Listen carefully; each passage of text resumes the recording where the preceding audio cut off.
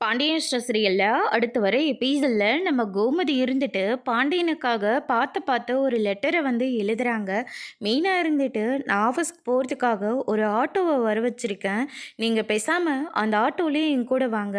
நல்லதாக இருந்தால் மாமா உங்களை மன்னிச்ச மாதிரி இருந்தால் சினிமா அது இதுன்னு கிளம்புங்க. அப்படி இல்லாட்டி என் ஆட்டோலேயே ரிட்டன் ஓடி வந்துருங்க அப்படின்ற மாதிரி மீனா வந்து சொல்லிட்டு வெளியே கூட்டிகிட்டு வராங்க.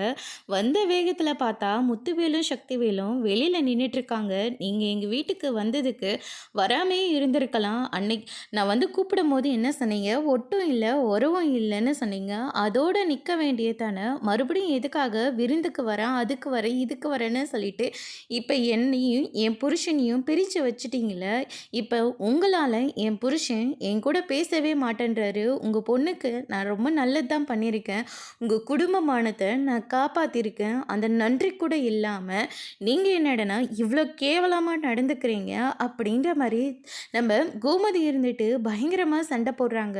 நாங்கள் பார்த்து வச்சுருந்த மாப்பிள்ளையாக இருந்திருந்தா ஏன்ப்பா நீ என் தங்கச்சி கூட பேசலன்னு நாங்கள் கேள்வி கேட்கலாம். இது நீயா பார்த்து ஓடி போய் கல்யாணம் பண்ணிக்கிட்டு தானே, அதுக்கு நீ தான் அனுபவிக்கணும் அப்படின்ற மாதிரி சொல்கிறாங்க. நீங்களாம் ஒரு மனுஷன்னு சொல்லிட்டு உங்ககிட்ட நான் வந்து பேசினேன் பாருங்கள், என்ன சொல்லணும் அப்படின்னு சொல்லிட்டு கோமதி வந்து சொல்லிட்டு பாண்டியனை பார்க்கறதுக்காக நேராக கடைக்கு போகிறாங்க. சரவணன் இருந்துட்டு உடம்பு சரியில்லாத போது இங்கே எதுக்காகமா வந்து கஷ்டப்பட்டுட்டு இருக்கீங்க, உடம்பெல்லாம் சரியாயிடுச்சு அப்படின்ற மாதிரி சொல்கிறாங்க.